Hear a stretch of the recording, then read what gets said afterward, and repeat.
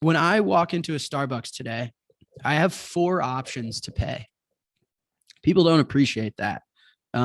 People think like, oh no, look at all these apps, and there's Cash App and Venmo and Chime and Revolut and all these different ways. And it's like, no, think of it this way. The 4 options are American Express, Visa, MasterCard, Discover. That's it. And whether you're using Apple Pay or Cash App or Chime, like those are interfaces and layers on top of those 4 options. So when you use Apple Pay has not figured out a way to connect to the merchant without one of those 4 options. So my Apple Card is a MasterCard product. My Cash Card is a Visa product, right? Like Strike has an American Express card. And so the innovation and the crazy thing about the announcement is we're adding a 5th option, which hasn't happened in like 50 years.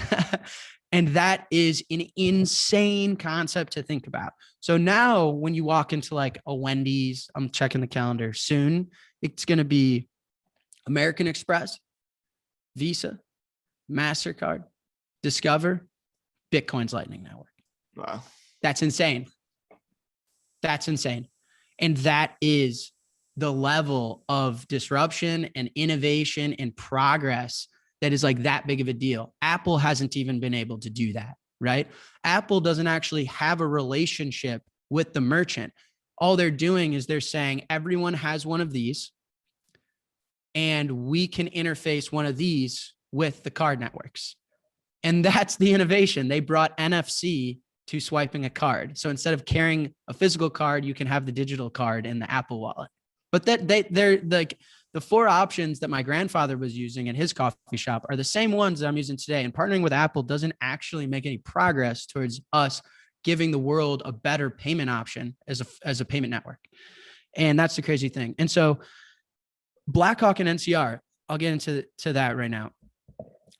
When I founded the business of Strike, the thesis was if Bitcoin was the world's monetary network, was the world's payment network, it's going to dematerialize all the other payment networks that we have, card networks, ACH networks, global networks like Swift, global networks like Western Union will be dematerialized onto this one thing. And if you think of it like that, well, then like you're inferring value transfer. You're inferring that there's a disruptive, innovative thing that's superior and there's going to be value transfer, which implies there's going to be value capture. So as a business founder, I had to have a thesis on where the value transfer was going and where the opportunities were to capture the value. And I've talked a lot. So I think of like now you have this Bitcoin Lightning Network thing that's sitting in the middle. There are no intermediaries. There are no like card networks, like a big beached whale sitting in the middle of everything, soaking up interchange fees and stuff, right? Like if settlement is brokered by an open payments network, then where's the value go? It goes to the edges of it, right? There's no room in the middle to sit as an intermediary. It goes to the edges. And so on the consumer side, I've always said the best experience, the best brand is going to win, because soon when you walk into a Starbucks, you're not going to have these 4 options. You're going to have the 5th option enables anyone to check you out. So instead of like 12 apps you can use to check out at Starbucks, you'll have 12,000 apps in a year or 2 to check out at Starbucks. And so who's going to be the bigger winners of those 12,000 apps? From a very high level, it'll be the best experience, the best brand, right?